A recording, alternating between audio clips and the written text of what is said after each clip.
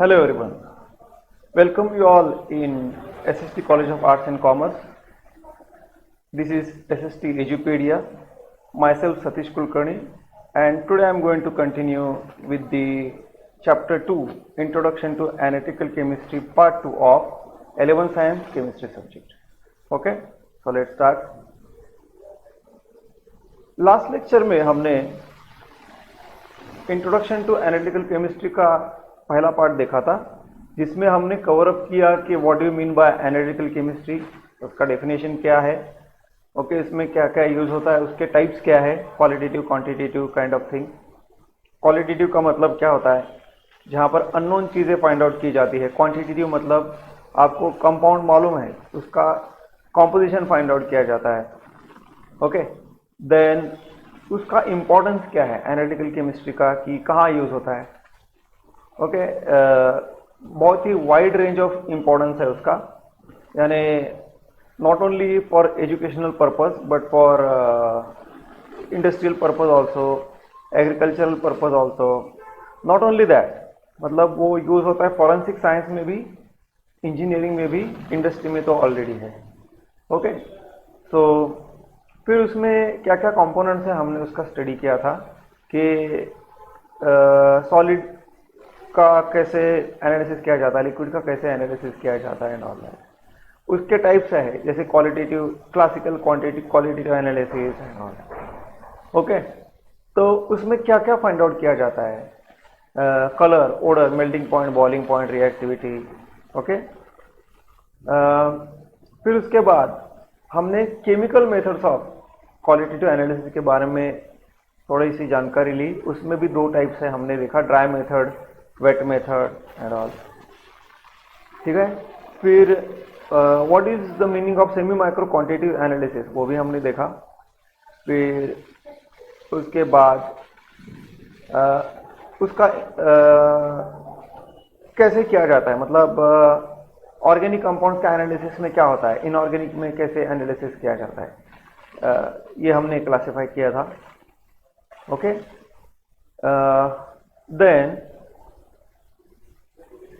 अभी हम आज जानेंगे, ये हमारा लास्ट पार्ट ये था कि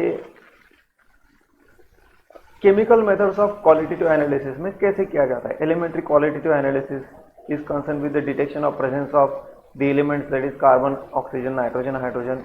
फिर इसका आइडेंटिफिकेशन टेस्ट में कैसे किया जाता है, detection of functional group, determination of melting point and boiling point. फिर इनऑर्गेनिक एनालिसिस है, तो इसमें कैटायंस और आनायंस फाइंड किए जाते हैं। अब हम इसका आगे वाला पार्ट देखेंगे कि what are the methods involve in quantitative analysis of organic compounds. पहला मेथड होता है that is determination of percentage constituent element. मतलब सपोज आपके ऑर्गेनिक कंपाउंड में सिर्फ कार्बन और हाइड्रोजन है, तो कार्बन और हाइड्रोजन अल्केन्स में भी होता है, अल्कीन्स में भी होता है, अल्काइंस में भी होता है और एरोमेटिक कंपाउंड में भी होता है, बट उसका परसेंटेज अलग अलग होता है। तो सिर्फ कार्बन और हाइड्रोजन ये जानना काफी नहीं होगा, उसका परसेंटेज क्या है वो जानना पड़ेगा। तो पहला हम फाइंड आउट करते हैं, डिटरमिन किया जाता है परसेंटेज ऑफ कॉन्स्टिट्यूएंट एलिमेंट्स। फिर concentration of known compound in the given sample.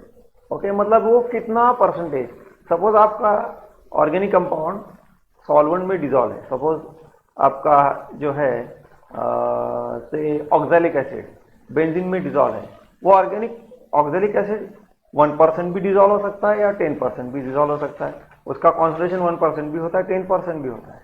तो वो कितना परसेंटेज है, उसका कॉन्सेंट्रेशन कितना है, ये फाइंड आउट किया जाता है। Then what is done is, ये हो गया ऑर्गेनिक कंपाउंड में। इनऑर्गेनिक में क्या किया जाता है, what are the methods involve in inorganic, decomposition reaction, मतलब कंपाउंड को डिकम्पोज किया जाता है ताकि उसके एलिमेंट सेपरेट हो जाए और उसका एनालिसिस करने में हमको आसानी हो, जिसको ग्रेविमेट्रिक एनालिसिस ऐसा नाम दिया जाता है। Okay, then progress of reaction between two solution till it is completion. अब सपोज हमको एक हाइड्रोक्लोरिक एसिड का एनालिसिस करना है, तो उसका एनालिसिस कैसे करेंगे, हाइड्रोक्लोरिक एसिड का हम सॉल्यूशन बनाएंगे, फिर उसका रिएक्शन करेंगे हाइड्रोक्लोरिक एसिड एसिड है तो उसका रिएक्शन किया जाता है बेस के साथ, सोडियम हाइड्रोक्साइड के साथ, और ये रिएक्शन उस वक्त तक करना चाहिए जब तक रिएक्शन कंप्लीट ना हो। The progress of reaction between two solution leads to completion, जिसको हम बोलते हैं टाइट्रामेट्रिक या volumetric analysis. Okay, 11th-12th standard के स्टूडेंट्स को ये कंपल्सरी प्रैक्टिकल में करना पड़ता है and it's very easy. Then it also involves measurement of quantities such as mass, volume by means of some equipment, apparatus such as weighing machine and burette। इसमें हम जो सॉल्यूशन बनाते हैं उसका कॉन्सेंट्रेशन हम कैसे करेंगे? फॉर एग्जांपल आपको सोडियम कार्बोनेट का रिएक्शन करना है HCl के साथ, तो सोडियम कार्बोनेट का सॉल्यूशन बनाना पड़ेगा। वो कैसे करेंगे? वेट उसका सॉल्यूशन कैसे बनाएंगे? तो सोडियम कार्बोनेट को आपको वे करना पड़ेगा, तो वो किया जाता है by using the weighing machine which is calibrated. Okay, and उसका एनालिसिस करने के लिए और एक इक्विपमेंट लगता है which is called as burette. और भी बहुत सारे हैं, जैसे कोनिकल फ्लास्क लगता है, पिपेट लगता है, ओके, बीकर्स लगते हैं, स्पैचुला लगते हैं, but these are important thing. Then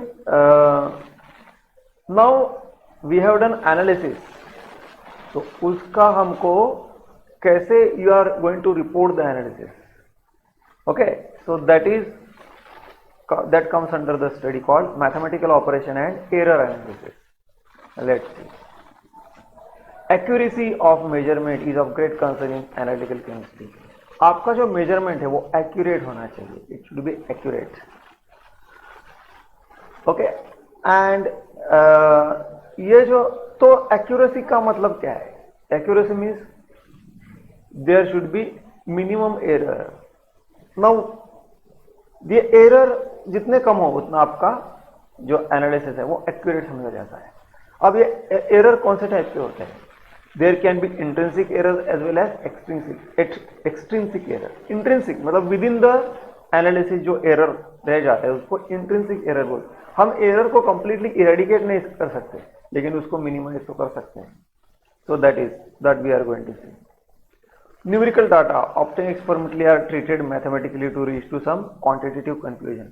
मतलब हमको जो डेटा मिला है, सपोज हमने एनालिसिस किया, उसका कुछ वैल्यूज आ गए, तो उसको हमको मैथमेटिकल ऑपरेशन करके, डिवीजन, सब्सट्रैक्शन, मल्टीप्लिकेशन करके उसको एक क्वांटिटेटिव फॉर्म में प्रेजेंट किया जाता है।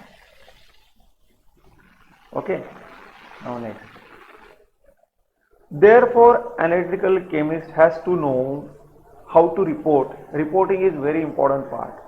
आपने सिर्फ एनालिसिस किया ये जरूरी नहीं, रिपोर्टिंग कैसे करेंगे उसके लिए नॉलेज होना बहुत जरूरी है।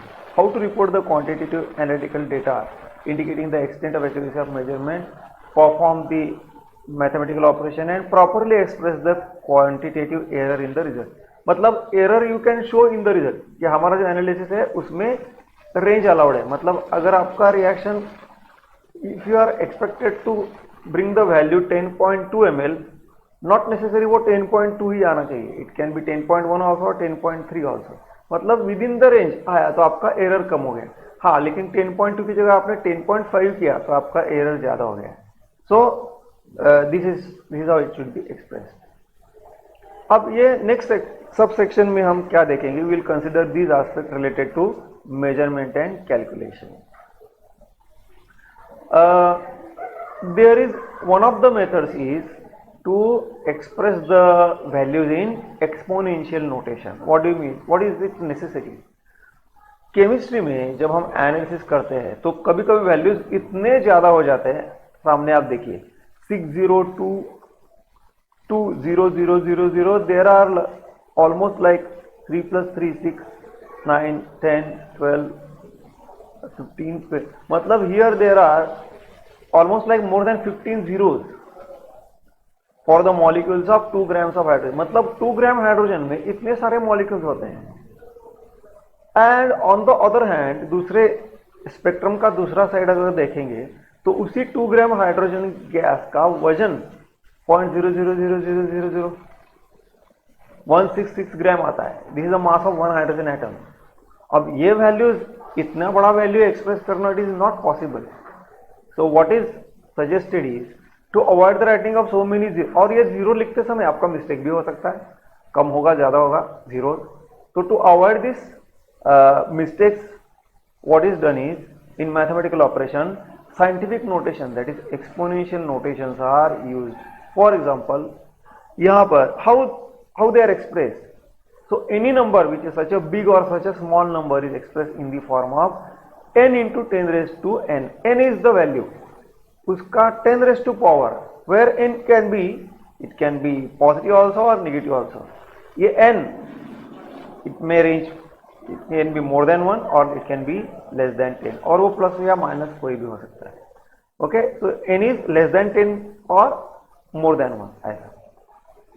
फॉर एग्जाम्पल, अभी आप देखेंगे कि जो वैल्यू अभी था 6022, ओके, इसको आप इतना बड़े वैल्यू को आप छोटे से वैल्यू में कैसे एक्सप्रेस कर सकते हैं?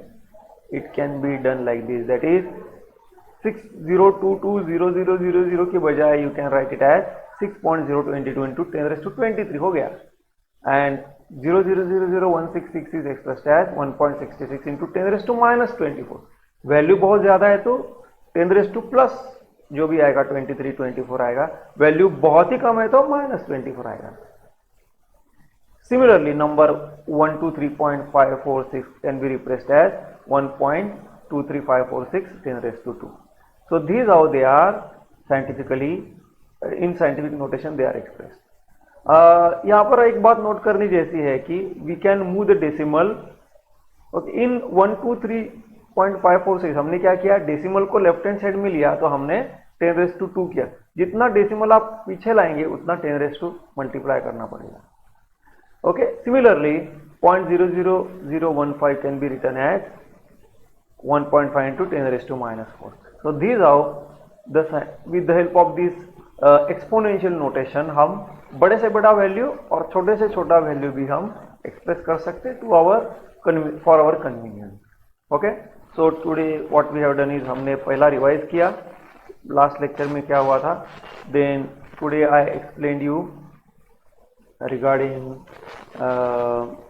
केमिकल मेथड्स में quantitative analysis method organic compounds में कैसे होता है, इनऑर्गेनिक कंपाउंड्स में कैसे एक्सप्रेस किया जाता है. ओके, ऑर्गेनिक कंपाउंड में क्या एनालिसिस किया जाता है, इनऑर्गेनिक में कैसा एनालिसिस किया जाता है. देन मैथमेटिकल ऑपरेशन और एरर एनालिसिस क्या होता है. ओके, केमिस्ट के लिए कौन सा नॉलेज ज़रूरी है. देन बड़े से बड़ा वैल्यू कैसे साइंटिफिक नोटेशन में एक्सप्रेस किया जाता है, छोटे से छोटा वैल्यू भी कैसे एक्सप्रेस किया जाता है in terms of 10⁻n values. Okay, these are some example. So in the next lecture we will continue with this scientific notation. अभी हमने एक्यूरेसी देखा था, नेक्स्ट इसमें हम प्रिसिजन देखेंगे. I hope you have enjoyed this topic. We will continue in the next lecture. Thank you very much.